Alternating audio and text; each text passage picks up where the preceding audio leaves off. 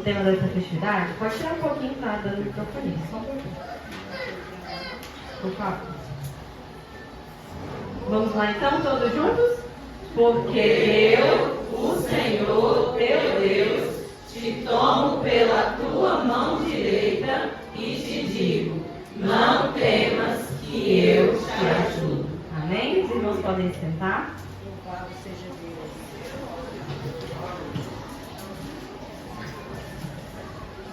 É uma grande responsabilidade, né, irmãos? Estar aqui, trazendo a palavra do Senhor.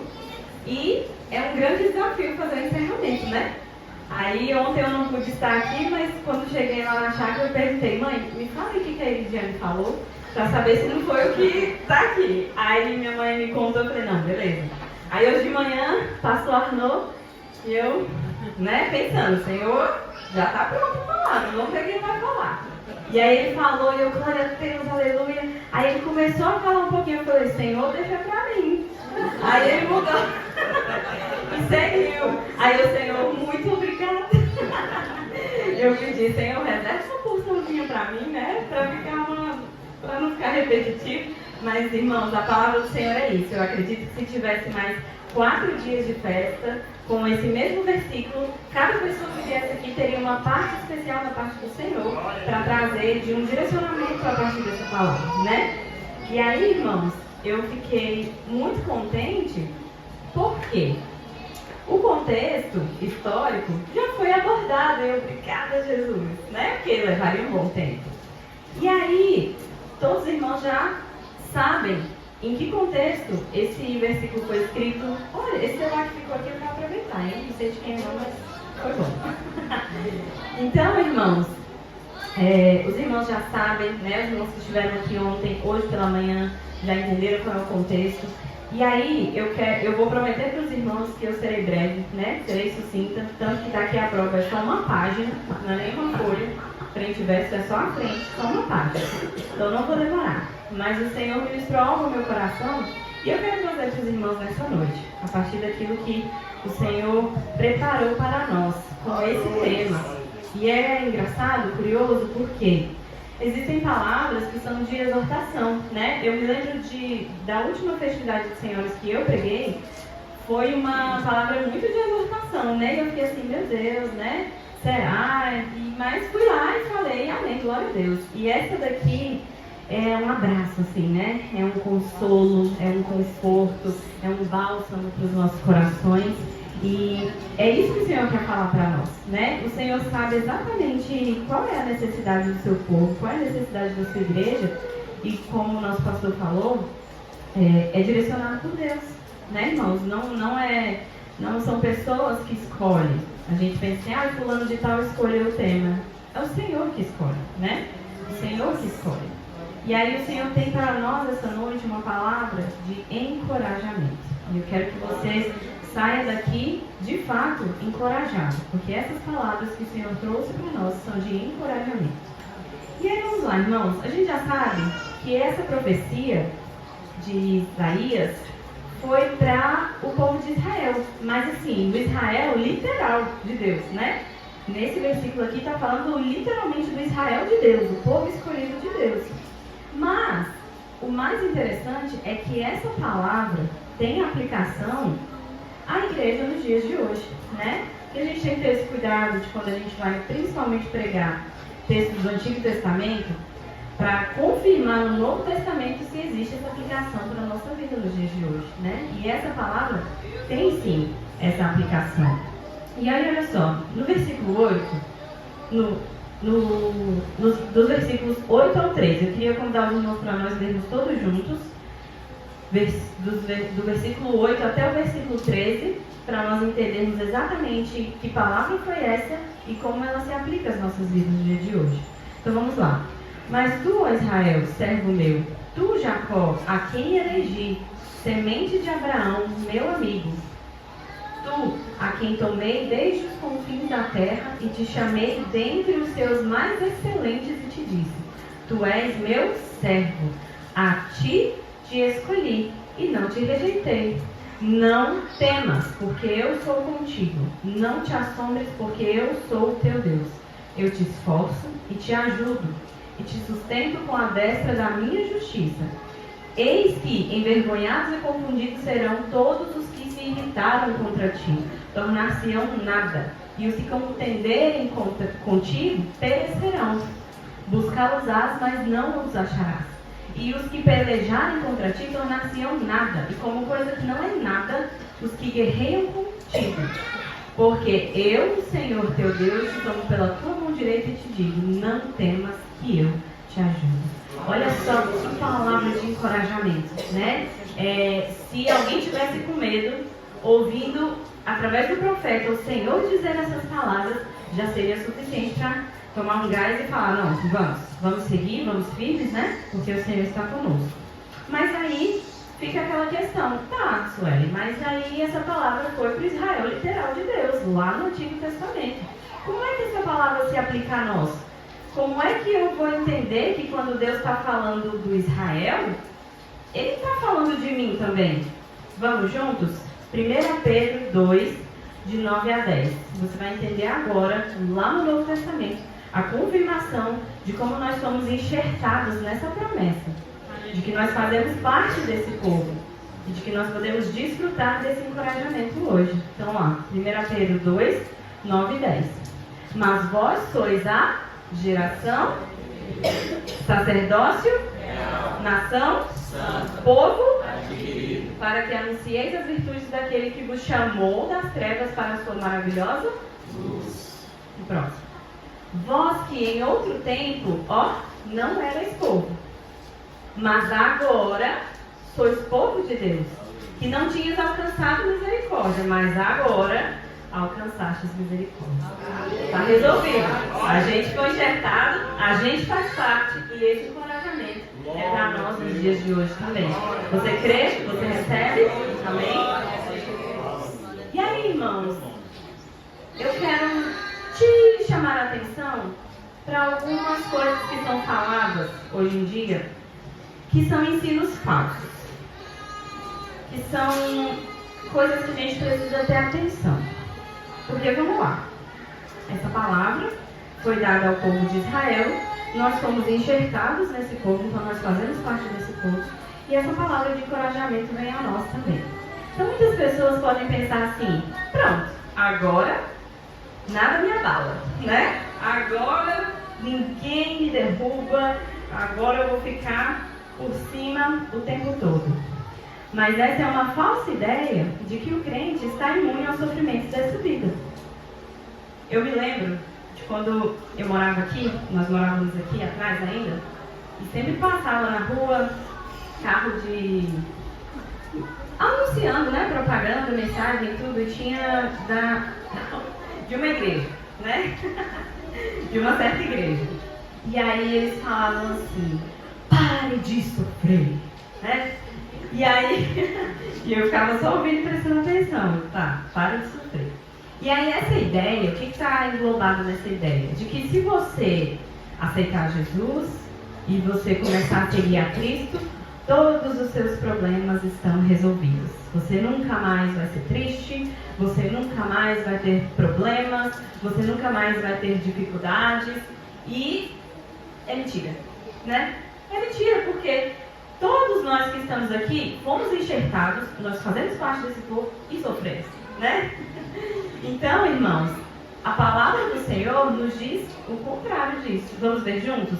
Lá em João 16:33, o que a palavra diz sobre essas dificuldades, esses sofrimentos, essas coisas, essas situações que podem nos trazer medo e nós precisamos de palavras de encorajamento como essa? Vamos lá? João 16:33. Tenho-vos dito isso para que em mim tenhas paz. No mundo tereis, mas tem de bom ânimo. Eu venci o mundo. Nossa, mas está tudo aqui, né? Que coisa. Está tudo aqui. Então o Senhor nos alertou que, olha, vai acontecer, né? Não é porque nós somos crentes e servos do Senhor que a gente tem imunidade, né? Para não sofrer com as aflições desse mundo. Nós estamos suscetíveis.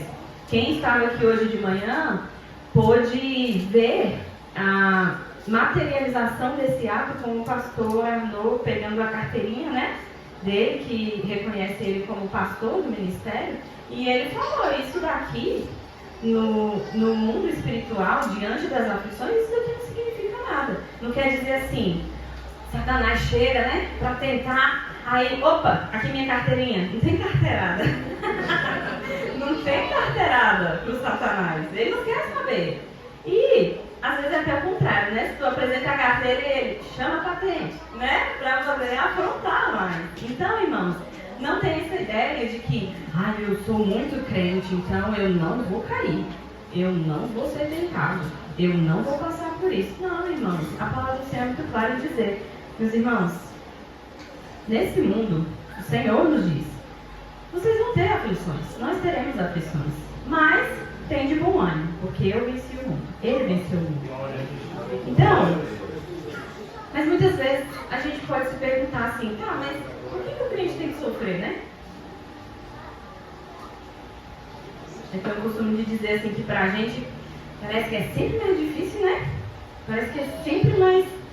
A gente vê as pessoas fazerem acontecendo e a gente olha aquilo ali e pensa assim, se fosse eu, na primeira oportunidade já tinha rodado, né? Já tinha me pego, já tinha sido descoberto, já tinha sido multado, né, dona Maria? Me lembrei agora de uma situação e olha só, Deus cobra a gente, né, uma postura, Deus requer da gente, porque muitas pessoas fazem, né, por exemplo, uma ultrapassagem em um local que é proibido. Então você vê um monte de gente fazendo e não dá nada, né? Aí, na hora que vai fazer, o que acontece? A polícia tá lá, né? Mas tem muito tempo, já cessou, né? Isso aí já foi uma vez para Deus repreender e a gente conserta. É assim que é a vida do crente. E aí, é isso que acontece. Então você olha lá, tá todo mundo passando. Eu vou. Aí quando você vai, né? Então, é assim que acontece. Aí a gente pergunta, mas por que o crente sofre tanto? Por que pro crente parece que as coisas, né, dificultam tanto? Será que é porque a gente está pecando demais? Jesus tem misericórdia. Será que é o que eu fiz, né? Tem uma expressão, um ditado popular que fala assim, esse aí tacou pedra na cruz, né? Para dizer que está sendo castigado por algo muito feio, muito ruim que tenha feito. Mas olha lá, eu vou te trazer aqui duas possibilidades do porquê que o crente sofre, tá? São duas possibilidades. O primeiro cenário provável está lá em Gálatas 6, 7. Vamos ler juntos. Gálatas 6, 7.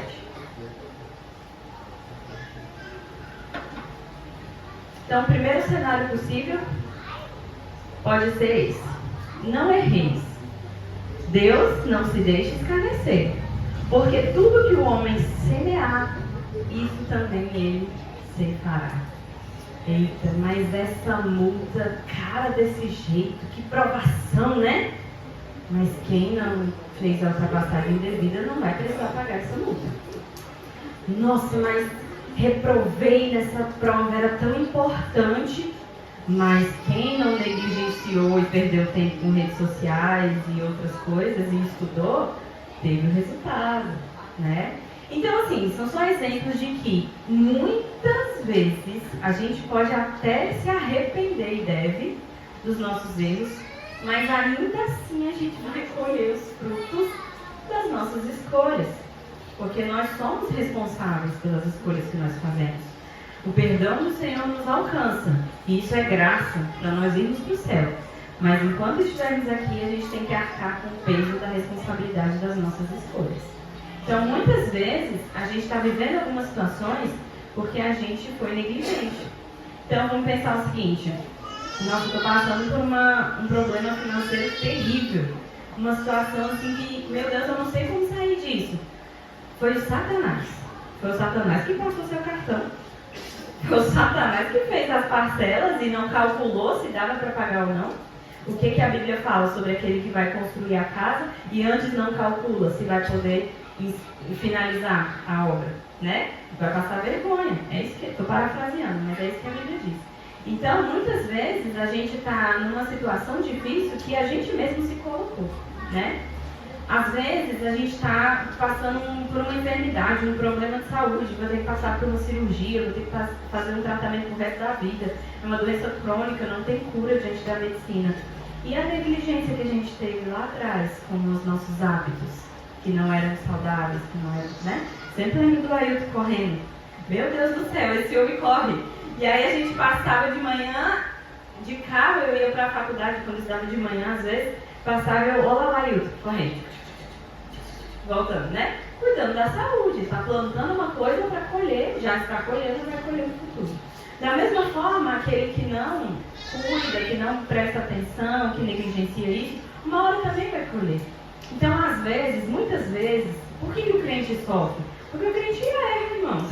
A gente não é perfeito, não. Então, muitas vezes a gente sofre porque a gente erra. Às vezes a gente sofre porque a gente pecou e está colhendo as consequências desse pecado, ainda que perdoados, lavados e remidos pelo sangue de Jesus. E vivendo uma vida correta, tem coisas que a gente colhe esses frutos, né?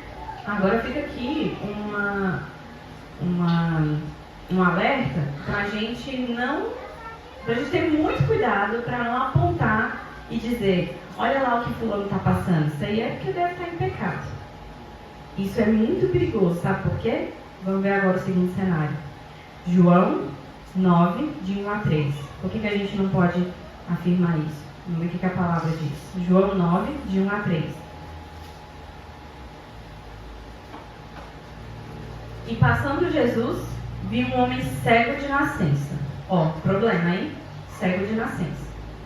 E os seus discípulos de Jesus, andavam com ele, ouviam o ensinamento dele todo dia. Perguntaram, dizendo, Rabi, quem pecou? Este ou seus pais, para que nascesse cego? E ainda disseram assim, ou foi ele que pecou para nascer cego? Deve ter pecado no ventre, né? Esse que pecou ou foram seus pais, para que ele tivesse nascido assim? Aí o que Jesus responde? Nem ele pecou, nem seus pais, mas foi assim para que se manifestasse nele as obras de Deus. Não posso mais apontar o dedo pro meu irmão, né?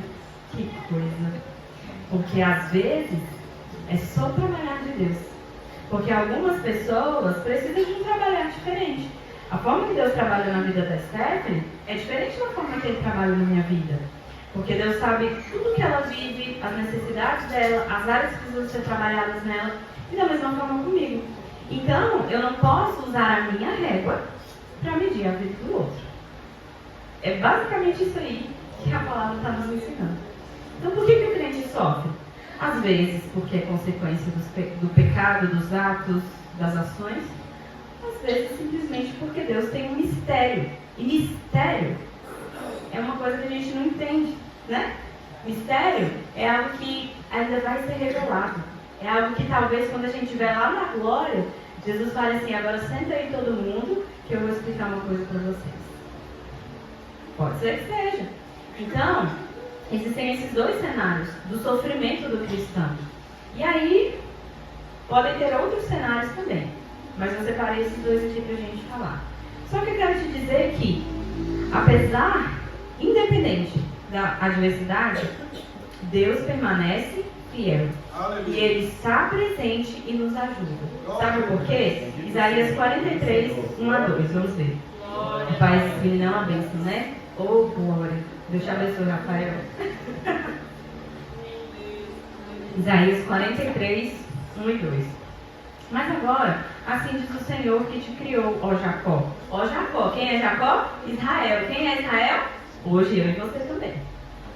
E que te formou, ó Israel, não temas, porque eu te remi. Chamei-te pelo teu nome, tu és meu. Quando passares pelas águas, estarei contigo. Quando pelos rios, eles não te submergirão. Quando passares pelo fogo, não te queimarás, nem a chama arderá em ti. Glória a Deus. Você pode dizer glória a Deus? Glória a Deus. Mas não está dizendo se passar, não. É quando passar. Então eu já ouvi algumas pessoas dizendo e cantando assim, né? Se passares pelas águas. Ou tem, gostando da Cassiana, mas ela canta assim, né? Se passares pelas águas, não vai te queimar. É quando Tudo bem que não ia ficar muito legal para cantar, mas a mensagem é: quando passares. Então, nós vamos passar. Mais cedo ou mais tarde, por águas profundas ou mais rasas, por um mar revolto ou calmo, nós vamos passar. Só que, o que Deus nos promete? Quando você passar pelas águas, elas não vão te afundar. As águas não vão te submergir. O fogo não vai te queimar. A chama nem arderá em ti. Recentemente teve um evento na chácara e estava bem frio e foi feita uma fogueira, né? A gente tem um limite de distância para ficar da fogueira, para ficar aquecido, quentinho, é bom, né? Mas chega mais perto para você ver. Põe a mão lá, queima, vai queimar. E aí o que o Senhor promete é: quando vocês passarem pelo fogo, ele não vai queimar. Isso nos remete a quem? Sadraque, Mesaque e Abednego na fornalha. Como pode? Aquelas pessoas, aqueles soldados que foram ordenados a aquecer 7 vezes mais, né, a fornalha, eles não conseguiram nem sair, eles morreram queimados, porque eles estavam aquecendo mais a fornalha. Aí esses 3 jovens amarrados são lançados lá dentro dessa fornalha. É óbvio, né? Morreu queimado, sobrou nada. De repente, as pessoas olham, não 3, mas agora 4, andando, livres, soltos. Aleluia! E não era uma visão, e aí depois eles foram para os lavados. Não, eles saíram de lá e viveram para que as pessoas vissem o quê? A glória de Deus, os mistérios de Deus. Então, às vezes, você vai para a fornalha, não é que você tem pecado. É porque o Senhor quer manifestar a glória dele na sua vida, na minha vida. Então, quando estivermos lançados na fornalha de fogo ardente, o fogo não arderá. A chama não vai queimar. Amém? Você crê? Amém. E aí eu quero te dizer que é seguro confiar no Senhor. Você acredita nisso? Salmo 9, versículo 10. É seguro confiar no Senhor. Salmo 9, 10. E em ti confiarão os que conhecem o teu nome, porque tu, Senhor, nunca desamparaste os que te buscam. Mas é nunca. Então eu quero te afirmar, te lembrar que é seguro confiar no Senhor. Eu estou te lembrando essas coisas para que quando passarmos pelas águas, quando passarmos pelo fogo, a gente lembre dessa promessa de Israel. Não temas, eu te ajudarei. E aí, às vezes, nós acreditamos que nós não somos dignos de sermos amados por Ele. E é aqui que eu quero chamar a tua atenção nessa noite. Muitas vezes, a gente se sente e se acha indigno, né? Do amor de Deus. Porque o amor de Deus nos constrange. É um amor incondicional. Porque a gente está muito acostumado com o amor condicional. Se você me agrada, eu te amo. Se você faz tudo conforme eu quero e eu espero, eu te amo. Pisou no meu calo, vai pra lá, não quero mais saber. Cortou, acabou, vai viver pra lá, eu vou viver pra cá, não quero conviver, não sou obrigado, perdoo, mas eu não convivo. E por aí vai, né? O discurso já vem pronto. Só que o amor de Deus por nós, ele é incondicional, porque uma coisa que a gente faz do acordar ou levantar, e às vezes até dormindo, é pecado. Ou crente que sabe fazer uma coisa é pecado. Mas se tem uma coisa que Deus sabe fazer, é nos perdoar, nos amar, e nos lavar dos nossos pecados. Então, mesmo que sejamos indignos desse amor, Ele nos ama. Não é verdade?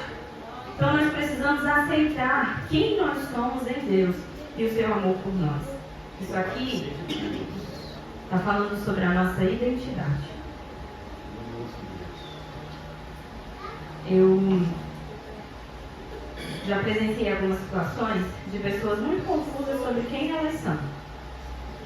E aí as opiniões de terceiros ditam muito o que essas pessoas acreditam sobre si. Então se ela está num grupo que fala: nossa, você é maravilhoso, você é muito legal, você é muito talentoso. Aí a pessoa: não, eu sou mesmo e tal, e é isso. Aí às vezes ela vai para outro contexto E as pessoas falam, nossa, mas você parece que não pensa, parece que não raciocina, é devagar, né? Ai, meu Deus, como que terminou a escola? Como que conseguiu isso e aquilo? Aí a pessoa, nossa, eu sou péssima, eu não presto pra nada. Cadê a identidade? Quem é essa pessoa? Então, muitas vezes nós sofremos muito por não entendermos e nos lembrarmos da nossa identidade. Sabe quem você é? Se talvez você não se conheça, eu posso te dizer. Porque a palavra te diz que você é filho amado.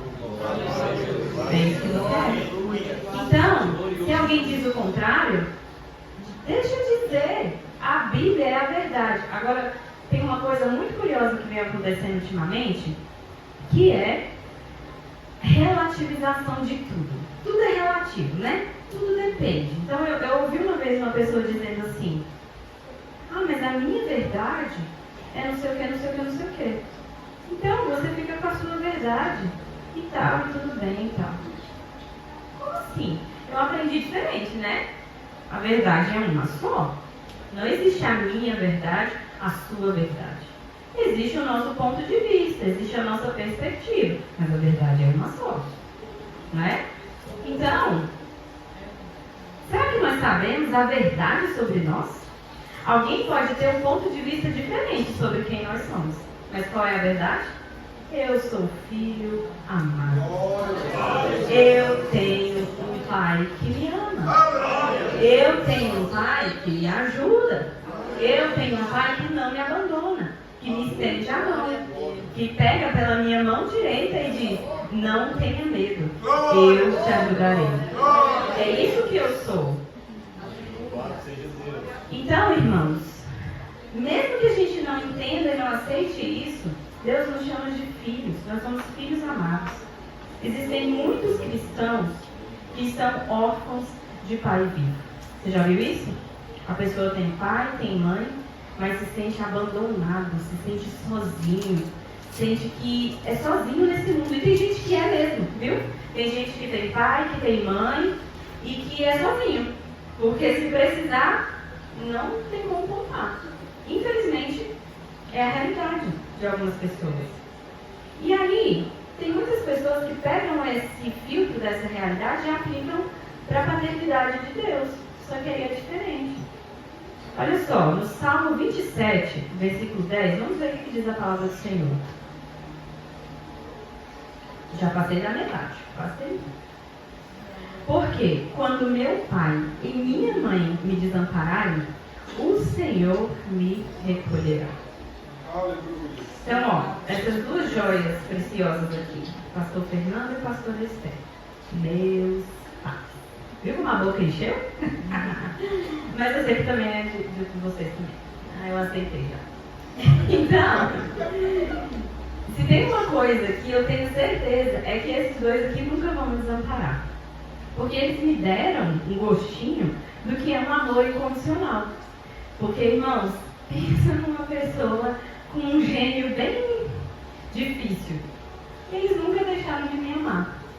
E aí eu discordo, e eu contesto, e eu falo, e eu pergunto, e não sei o quê, e a gente discute, mas na paz, né? E aí discorda e tal, e no final das contas, beija, abraça, diz que ama, acolhe, eu falo, tô indo pra aí almoçar. E aí, quando não pergunto o que eu quero comer, porque já sabe o que eu quero comer, e chega aqui e já tá pronto. Então assim, esse é o modelo de pais que eu tenho. E é esse modelo aqui que pode me abandonar. Que eu acho que não vai. Mas pode. Só que o que o Senhor diz, ainda, olha o que o Senhor diz pra mim. E se você quiser, pega ele. Ainda que esses dois aqui me abandonem, Ele nunca vai me abandonar. É por isso que eu nunca estarei sozinha. E você não está sozinho. Então você pode sentir falta de alguém para te apoiar, para te pôr para cima, para te levantar, para, sabe, te impulsionar e caminhar contigo. Mas você tem. Às vezes você está projetando na pessoa errada. Porque o Senhor é o teu Deus, é o teu Pai. E Ele nunca vai te abandonar. Sabe por quê? Porque Ele te ama. Você crê nisso? Amém? Amém. E aí o Senhor nos diz essa noite: não tenha medo, eu cuido de ti. E eu quero te convidar a cultivar um relacionamento íntimo com Deus. Porque Ele te ouve, Ele te responde e Ele cuida de você. Mateus 6, do 25 a 34. A gente vai ler rapidinho. Mateus 6, 25 a 34. Por que eu quero te incentivar a cultivar um relacionamento íntimo com Deus? Para você provar e experimentar o cuidado dele. Eu gosto muito desse texto porque ele fala de mim. Eu vou ler, depois eu vou explicar para os irmãos por que ele fala de mim. Por isso vos digo, não andeis cuidadosos quanto à vossa vida, pelo que haveis de comer ou pelo que haveis de beber. Nem quanto ao vosso corpo, pelo que haveis de vestir. Não é a vida mais do que o mantimento? E o corpo mais do que a vestimenta? Olhai para as aves do céu, que não semeiam nem cegam, nem ajuntam em celeiros, e vosso Pai Celestial as alimenta. Não tendes vós muito mais valor do que elas? E qual de vós poderá, com todos os seus cuidados, acrescentar um pouco da sua estatura? E não é essa parte que fala de mim, não, viu? E quanto ao vestuário, por que andais solícitos? Olhai para os lírios do campo, como eles crescem, não trabalham e nem fiam. E eu vos digo que nem mesmo Salomão, em toda a sua glória, se vestiu como qualquer um deles. Pois, se Deus assim veste a erva do campo, que hoje existe e amanhã é lançada no fogo, não vos vestirá muito mais a vós, homens de pequena fé? Não andeis, pois, inquietos, dizendo que comeremos ou que beberemos ou com que nos vestiremos. Porque todas essas coisas os gentios procuram, de certo vosso Pai Celestial bem sabe que necessitais de todas essas coisas. Mas buscai primeiro o reino de Deus e a sua justiça, e todas essas coisas serão acrescentadas. Olha que cuidado de Deus, né? E agora eu vou te explicar por que essa palavra fala sobre mim. O nome Suelen significa lírio. E aí a palavra diz assim: olhai para os lírios do campo, que não trabalham e nem friam. E nem mesmo Salomão se vestiu, né? Hoje eu trabalho. Mas quando eu tive conhecimento dessa palavra e me apossei dessa palavra, eu trabalho pouco.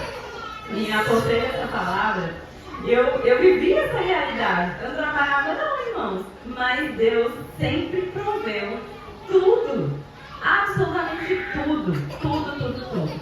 E é assim não só na minha vida, tá, irmãos? Não é porque o seu nome não significa lírio que você não pode ser participante dessa palavra. Brincadeiras à parte, o Senhor tem esse cuidado com cada um de nós. Com cada um de nós. E eu quero contar rapidinho um testemunho. Eu poderia falar de coisas muito grandiosas. Eu tenho muitos testemunhos assim de milagres na minha vida, coisas grandiosas.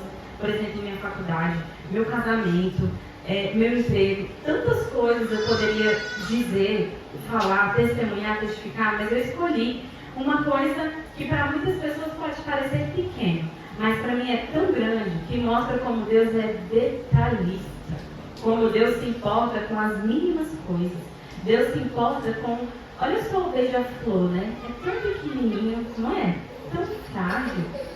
Deus cuida deles. Ele não precisa bater o ponto, não. Deus cuida deles. Deus não deixa faltar para ele. E aí nós?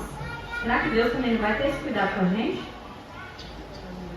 Então meu testemunho fresquinho é dessa madrugada. Os meus pais agora, ali na chácara, têm novos vizinhos abençoados. Porque a gente tem que profetizar, né? Abençoados. Ainda serão alcançados, eu creio que eu me comprometi a orar pela conversão desses abençoados.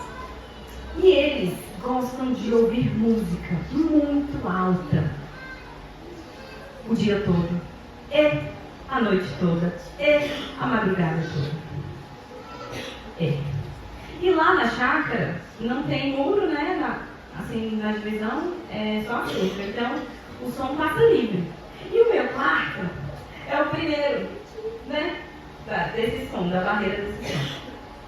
E aí nós chegamos lá, meia-noite, praticamente meia-noite ontem, e eles já estavam lá, né?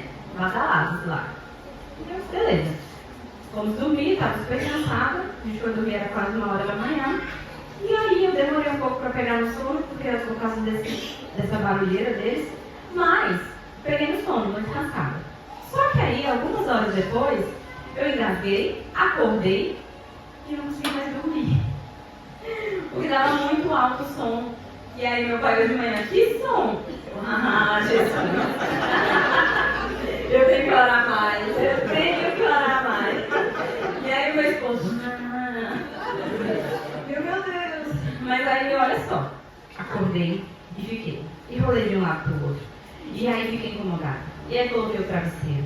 E aí coloquei a coberta. E aí coloquei os dedos assim, ó, tampando. E funcionou, abafou. Mas como que eu ia dormir assim, né? E aí eu tentava assim, virar e não consegui dormir.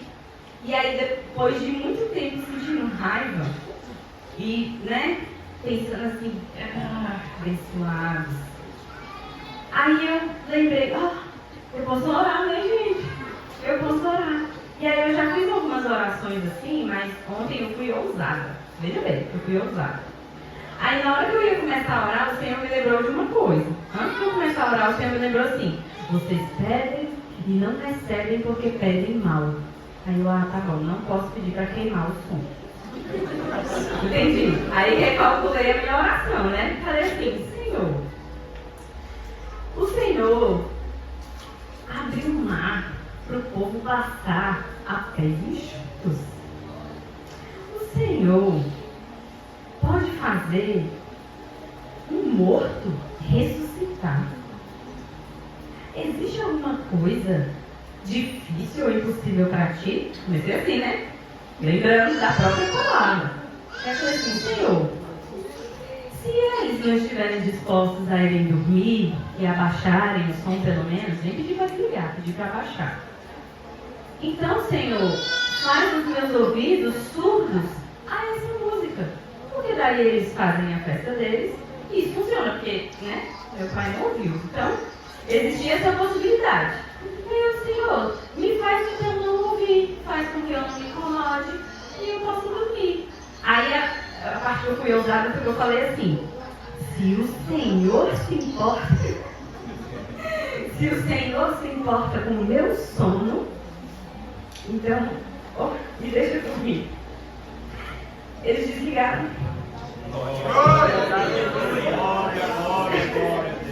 Nossa senhora, que besteira. Não, porque hoje eles passaram o dia inteiro com o som ligado.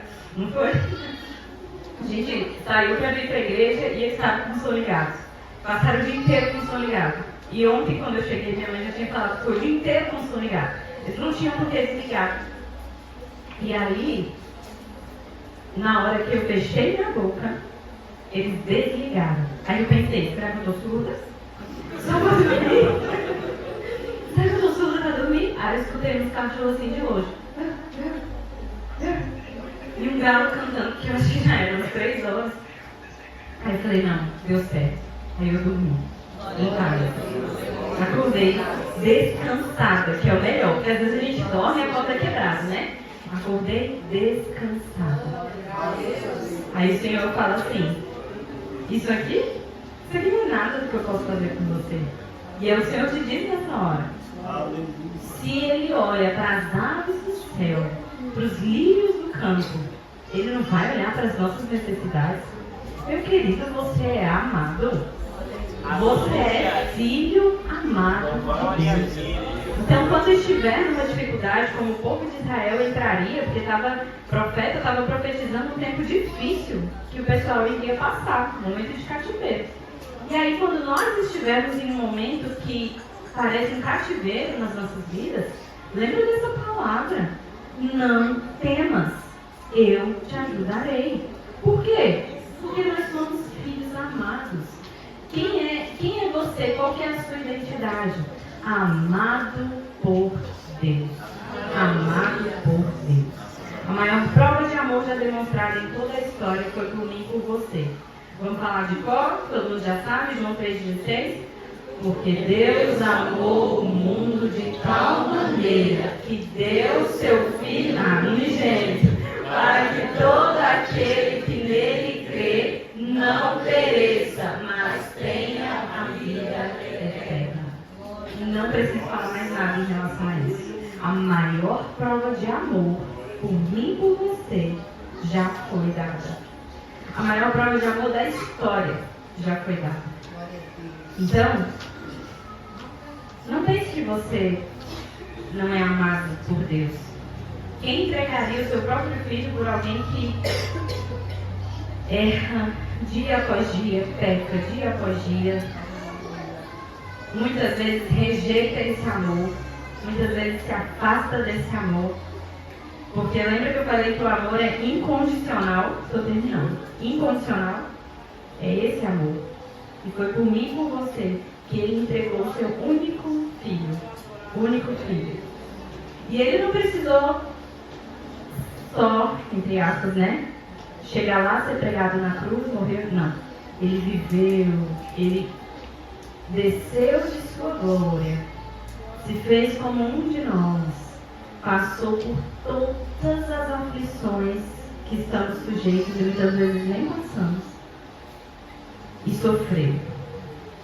Pagou o preço pelos nossos pecados com sangue, com sofrimento, com açoites, com humilhação. Não foi só isso que pregaram na cruz. Humilharam. Você já se sentiu humilhado em alguma situação? Imagina Cristo. Imagina quando pegaram aquela esponja que era usada para lavar os vasos, né? Da época. Os dejetos de outras pessoas. Molharam com vinagre. Detesto vinagre. Molharam com vinagre e passaram na boca de Jesus quando ele teve sede. Isso é deboche, isso é humilhação. Isso é afronta. E ele passou por tudo isso, por mim e por você. Porque nós somos insignificantes? Jamais. Porque nós somos filhos amados. E aí esse Deus que fez isso por nós, olha para mim e para você e diz: não temas, eu te ajudo. Eu preciso que você tome posse de duas verdades nessa noite. E que você nunca mais esqueça dessas verdades. Primeiro, você não está sozinho. E você nem precisa me dizer qual é o problema que você está passando. E eu posso te responder: você não está sozinho. E a segunda verdade incontestável é: você é amado. Seja qual for a tua situação hoje, não tenha medo. O Senhor, teu Deus, te ajudará. E sabe por quê? Porque Ele te ama. Então o Senhor me trouxe aqui no encerramento deste congresso para te lembrar disso. Se você não conseguiu prestar atenção em nada do que eu falei até agora, eu vou te dizer nesse momento: Ele te ama. E isso basta. Tá bom? Então eu quero te convidar a ficar em pé. Ariadne, Joel, os meninos que tocam aqui, por favor. Eu quero fazer uma oração por você nesse momento. E eu quero que você, se em algum momento você teve dúvida de que você é amado por Deus, que você se desprenda dessa dúvida. Se em algum momento você se sentiu sozinho e teve medo, eu quero que você se lembre que o Senhor diz para você: não temas. Não tenha medo, porque eu te ajudo. E aí eu quero que você feche os seus olhos neste momento e eu quero orar por você.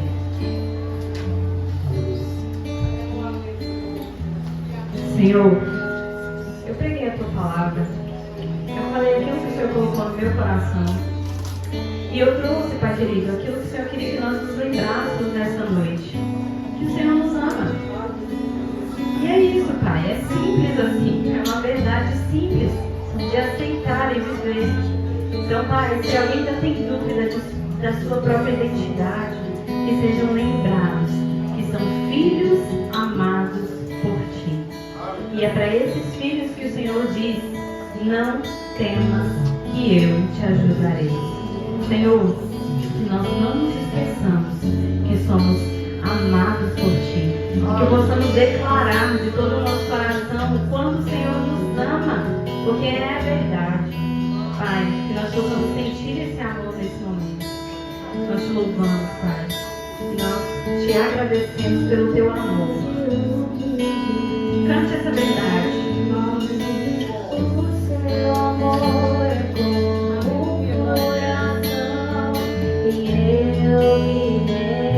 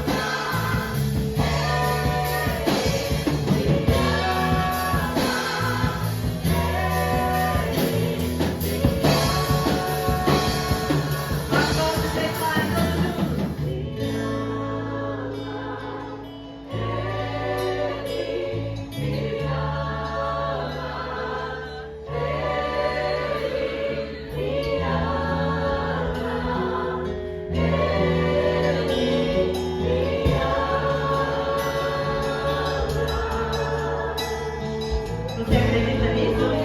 É uma palavra bíblica.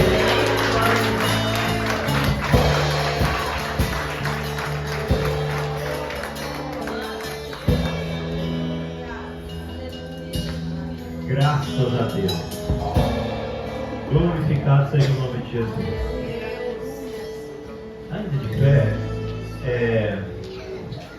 você sentiu o derramar do amor de Deus, aquela chuva de amor?